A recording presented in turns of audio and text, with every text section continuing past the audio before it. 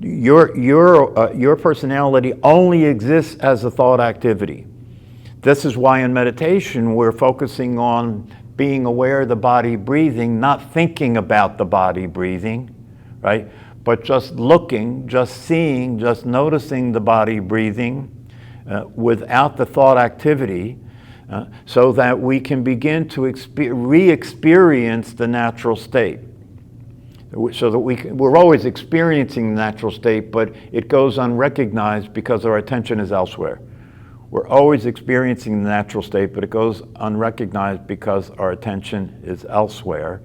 And when our attention is elsewhere, we believe in the world that thought process is generating all the time, and we are living in that reality, even though it's nothing but a thought process and an appearance. And in that reality, we attempt to pursue the experience of being happy, content, satisfied, and peaceful, but we never succeed. It's impossible to succeed because you can't succeed in experiencing something that is a function of a thought activity alone. It's a function of a thought activity alone. And so by practicing meditation, it gives us the opportunity to notice the truth. It gives us the opportunity to notice the natural state. It gives us the opportunity to notice who we are without thinking about it. Right? If you take anything that you're troubled by, and sit silently and still, and move your attention away from your thoughts about what you're troubled by, and sit in that stillness and silence, what becomes possible to notice is that you're not troubled by whatever you were troubled by. You have to think about it to be troubled. Okay? So this is that's a clue, right? That's a clue, right? You have to think about it to be upset, right? Well, if you don't think about it, does that mean that what you're upset about doesn't exist? No. It doesn't matter whether it exists or not exists. It doesn't exist for you, right? If it doesn't exist for you, does it exist? What's the difference whether it does or not? It doesn't exist for you, right? Which means that the possibility for peace, well-being, and happiness is always available no matter what the circumstances are, as long as you don't get into thinking about the circumstances, because that'll cause you to go to hell. That'll cause you to go to hell. You know, one of the things that I've experienced is kind of interesting, you know. If you pay attention to what works, right? If you do some research on what works, whether we're talking about your physical health, what works as far as your physical health is concerned, what works as far as your mental health is concerned, right? And your emotional health. If you pay attention to what works, right? And you just do that, if you just do what it is that works, right? Whether it's physical exercise or following a particular diet or practicing meditation, right? If you just do what works, regardless of what you think, regardless of how you feel about it, regardless of what you think about it, right? If you just do what works, something interesting happens. You get results. Right? Right? But most people can't do that.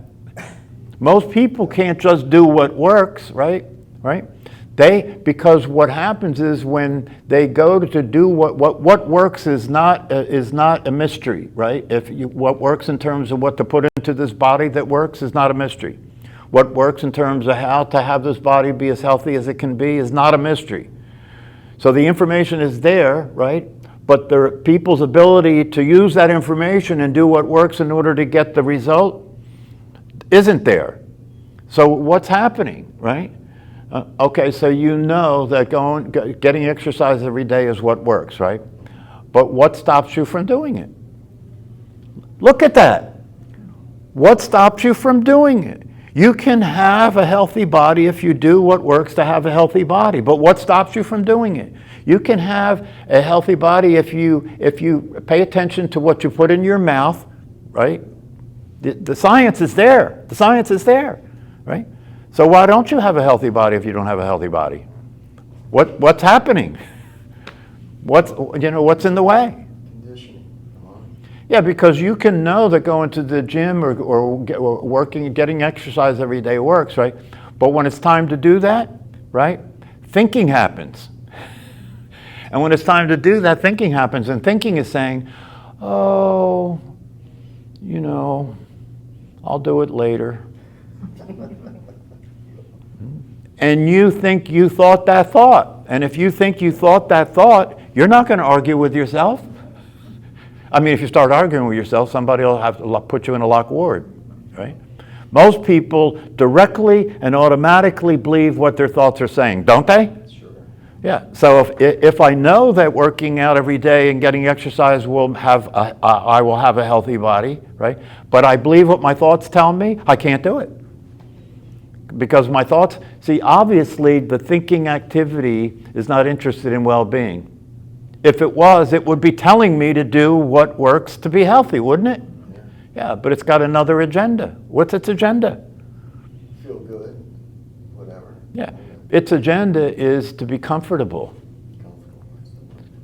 not to be inconvenienced. It's inconvenient to do what I don't feel like doing.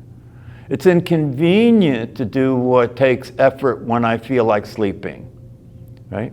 And I'm living in the world of what's convenient. I'm living in the world of what feels good. I'm living in the world of what I like. I'm living in the world of what I agree with in terms of how I think, right? So I'm living in that world, and most people are living in that world, so obesity is a crisis in the world now, because most people are living in the world of comfort.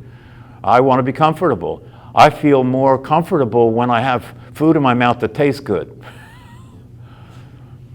So this thought activity is living your life. This condition of considering yourself to be a physical body and a separate self is what's living your life. And it doesn't care about whether you're healthy, doesn't care about whether you're happy, right? All it cares about is it continue to survive. It can continue to survive. We inherited that, right? Our brains, our reptilian brains, right? We inherited that from our species in the past, right? Where survival was the number one thing, more important than anything, right? Right? So it's still in the base of our brain, right? And as long as we're here, the operation considers us to be successful. It doesn't matter whether we're miserable, doesn't matter whether we're overweight, doesn't matter whether we're really in an unhealthy condition, doesn't matter whether we can't get along with anybody, right? The system considers it to be workable as long as we're still here, right?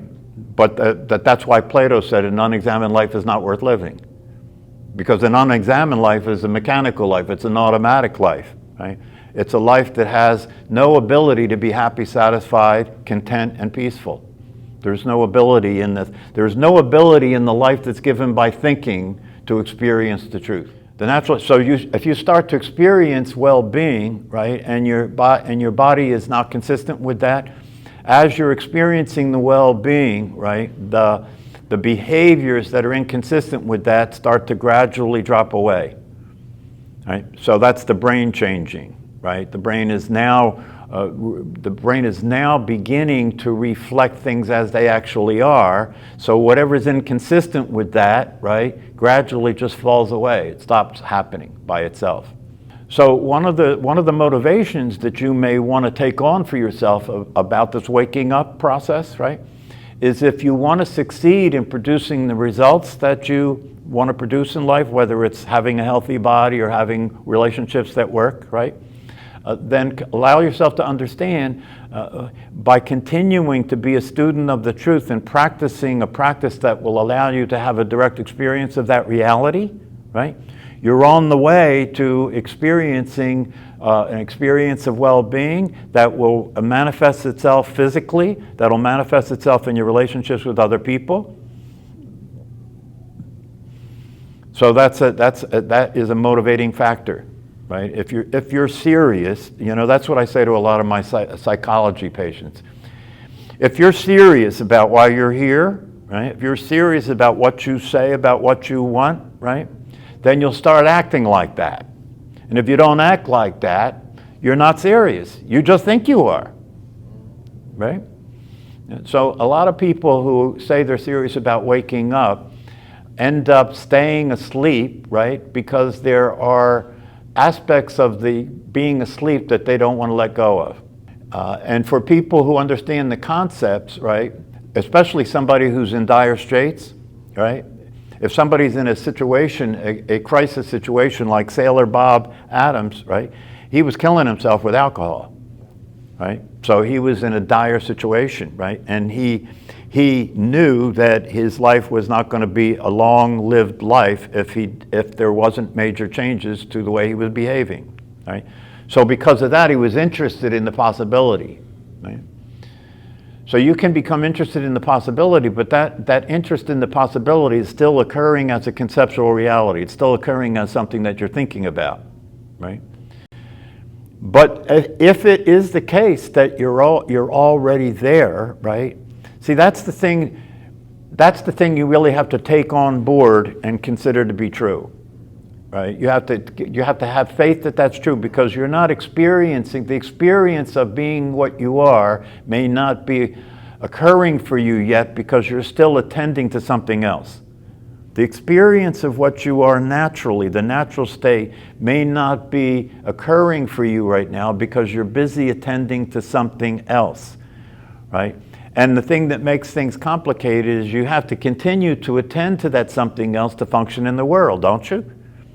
Yeah, you have to continue to remember your name. You have to continue to remember that according to the world, you are your body. You're separate from the rest of the world, right? You have to remember that that's the game you're playing. If you stop playing that game, they'll put you in a psych ward, right?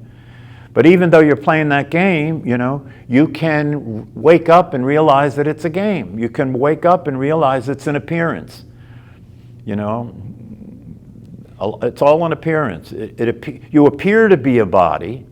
The sky appears to be blue. The sun appears to rise in the east and go down in the west, right? They're all appearances. Is the sky really blue? Does the sun really come up and go down in the east and the west? Are you really a body? That's the thing that you have to do in order to start to walk this path. You have to start asking questions. You have to do an inquiry. You have to ask yourself, wait a minute, I've been being this person and personality with a story all my life. It hasn't gone so well so far. Every once in a while it seems like I'm getting my shit together and then it falls apart. Hasn't gone well so far, right? So maybe I should reconsider. Maybe I have something fundamentally, maybe I'm making a fundamental mistake here about my sense of what's real and what I am. Maybe I'm making a fundamental mistake here. The teachings and the wisdom teachings and the practices say that I am. Okay, well, let me take on the process of inquiring into the matter and looking to see, am I who I think I am? You know, who am I? What am I? Let me look at that. Is there a self inside this physical body? Is the personality what I actually am? And can the personality continue to manifest itself without thought? That's an interesting concept. Can the personality continue to manifest itself without thought? If you move your attention away from the thought activity and simply allow yourself to be aware of the body breathing in the present eternal moment, is there a personality there? You know, what the wisdom teachings tell us is that upon investigation, what's false cannot stand up, right? So there is no actual evidence that you are a physical body. There's no evidence for it.